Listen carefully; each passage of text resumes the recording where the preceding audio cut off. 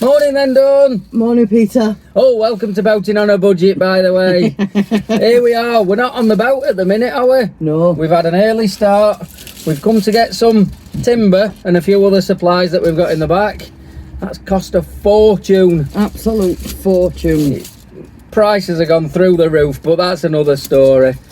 I'm now about to take you to work, aren't I? Yeah. And then I can get back and crack on, although it is raining ever so slightly out there, but I think it's forecast to clear up. Better news is, though, we've got a sandwich. As big as your head, though, look. Sandwich from the sandwich van. Look at the size of that. Sandwich van that's in the car park of the timber yard. So yeah, we're going to have a sandwich, then I'm going to drop Dawn at work, and then I'll head back to the boat, and I'll get cracking, fitting all this timber.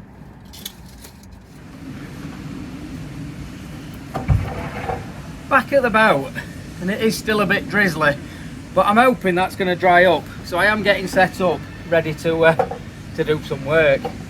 As you'll see, I brought one of the pieces of timber over, and I'm getting the desk out that we use for like the laptop and things in there, but then becomes our workstation out here.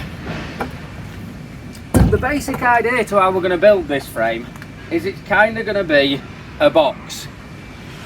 A bit difficult to describe exactly what I mean, but if you imagine kind of a boatman's cabin on the back of a traditional boat, I think that's kind of the gist. So basically, from here, that'll be square, going down there, coming out square, same along the front, doors there, and then the hatch that slides back. Probably seeing it being built is going to be the easier way of describing exactly how it's all going to work though. First off then, we need to get all the tools set up though, get them out, and obviously make a brew. I've got the saws set up ready then, and although it's drizzling still a little bit, I think we'll be alright. My first job is to rip some of this down. At the minute it's 63mm deep, and I need it the same height as this piece of framework here, because I need to build a frame that comes along there and then across and back down the other side, which is where we're going to get our box from. Let's get the tape measure out, measure that up, get that on the saw. So as I'm measuring round, I'm getting a variety of readings, because obviously nothing's perfectly straight and square. But it's looking like the measurement I want to work to is about 50mm, so about 2 inches. And that should sort of pretty much bring me up level with this piece of steel. If I need to tweak it as I fit it, I can either take a little bit off the timber, or maybe even just grind the top of this off if it's standing proud. All the joys of working on a boat, nothing's square, nothing's level. While I'm here as well, I will just say, yesterday I put the Aquasteel on here, and it has sort of done its job. It's converted the rusty steel back into a solid state, which is something we can work from in future. And you will see obviously there's the wires poking up through these rusty holes. They're not going to stay like that. I'm going to put a new plate of steel in there, and then obviously cut a proper hole with a nice rubber grommet so that everything's coming through all nice and safe. So don't be worrying, I'm not going to be electrocuting myself. Let's get that saw out, get these pieces cut. I've got the saw set up to 50mm then, and I'll put my PPE on, my gloves, my goggles and my ear defenders. One thing you will know is, as I put the timber through, I'm not passing it right the way through, so I'm keeping my fingers well away from this blade. You'll find my fingers never get closer than sort of 6 inches away. You can use the push stick, which I do have, and you get to the last point and you push it through with that. I always tend to find that I'm not very accurate with that, to be honest, and when I try and get that last bit through, it tends to push the piece off course. So I prefer to just go through, and like I say, I'll leave it maybe 6 inches away from the end, and then I'll cut it down with the chop saw.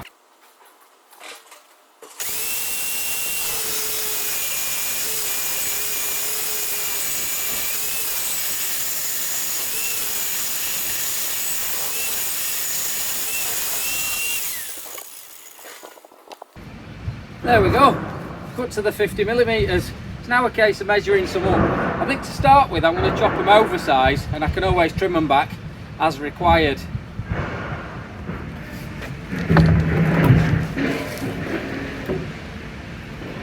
that's kind of going to sit in there.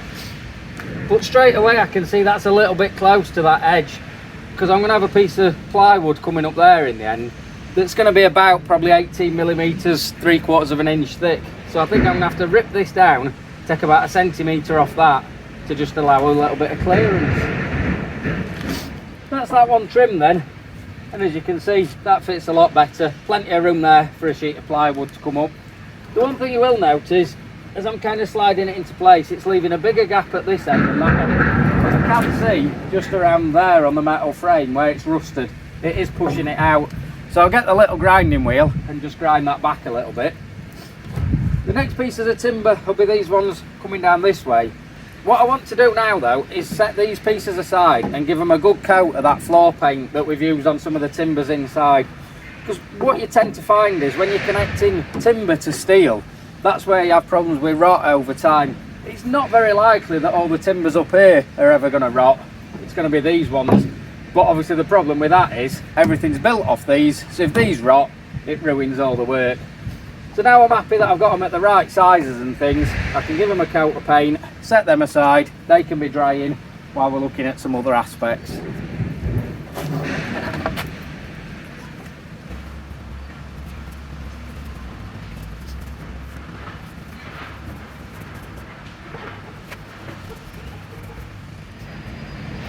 While those are drying then, I've made a brew and I'm going to tackle what I think might be the trickiest bit overall. Because basically, this piece needs to sit level across there. So I think what I'm going to have to do is just kind of pack it with a bit of timber and then measure it from the bottom of there down to the gunnel, from there down to the gunnel, and just keep adjusting it ever so slightly until I've got it so they're level and even.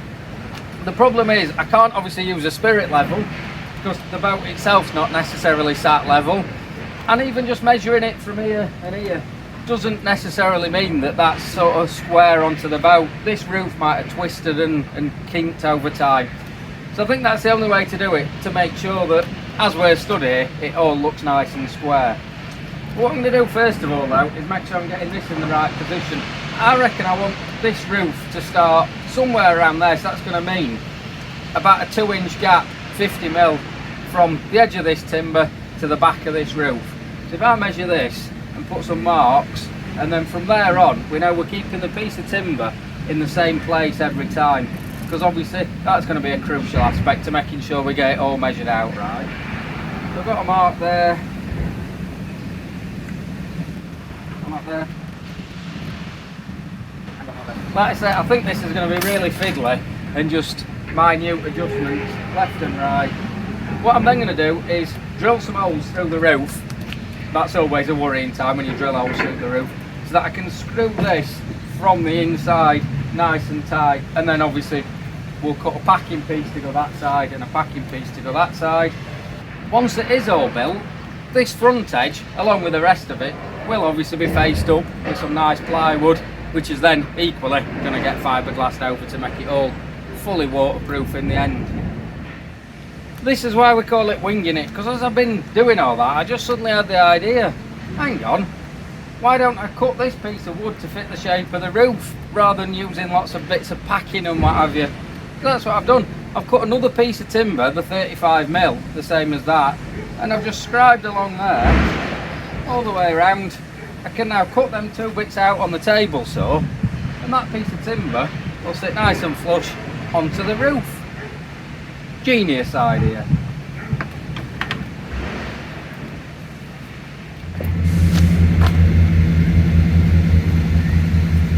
How's this looking then? Initially it seems alright. Yeah, that's not looking too bad. I'll have a measure up, just make sure it's alright, see if it needs any tweaks, and then we'll get a load of CT1, screw that up from the inside, and then we know what we're working from there. I'm not cutting these lengths down yet because obviously there's going to be timbers coming out from them, and to be honest, to try and measure it, it's probably going to be a bit tricky, so I might as well wait till I've got that piece screwed down onto that gunnel, and then I can put the piece in between and then just trim this off to length, build out that way. So far so good. That's screwed in and sealed down with the CT1 adhesive then. So I think next job is to get that board off. In fact, no, next job is obviously make a brew, innit? I've decided next one I'm going to fit is this one, the one that I cut and painted earlier. I'm leaving it long again. We can trim them all to size once we've started to get some framework in. It's probably looking a bit all peculiar at the minute as well. You might be struggling to understand what I'm doing, because I am. Bear with us and hopefully it'll all make sense soon.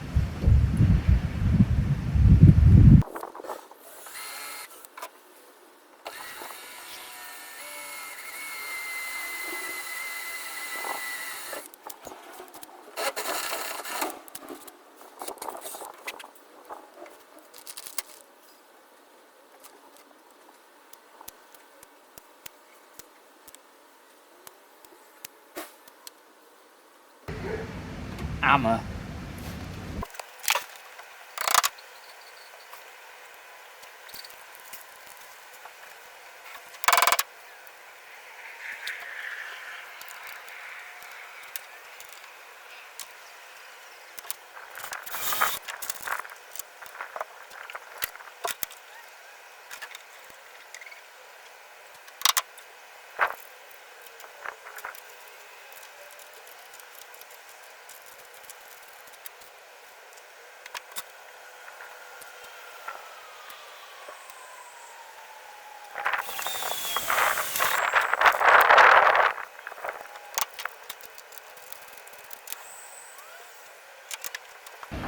Now that one's bolted in, I've rigged this up so I could work out how long I needed this piece, which is going to join up there.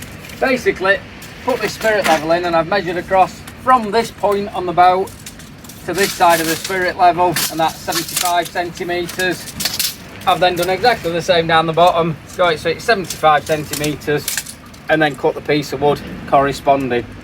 Seemed the simplest way of doing it, even though it looks a bit of a contraption. So now I need to fasten this one in, and then I can get this off, and we can look at joining that one to that one.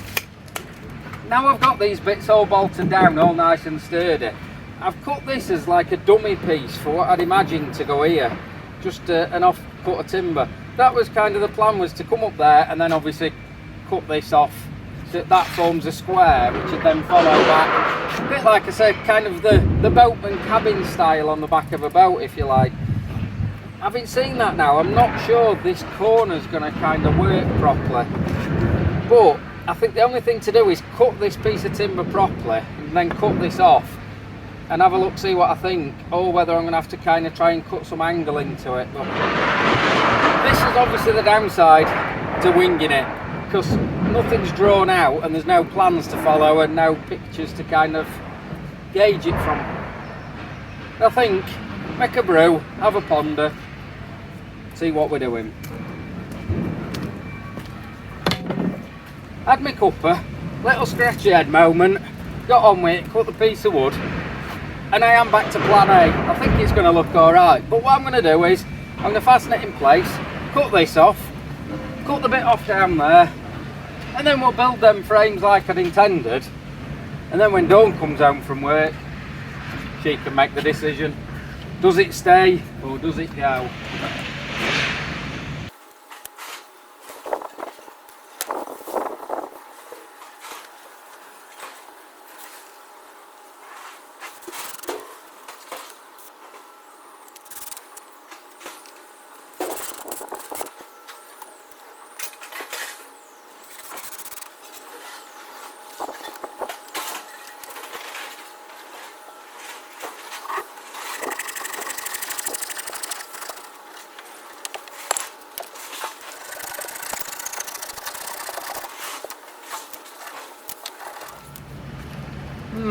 What are we thinking then?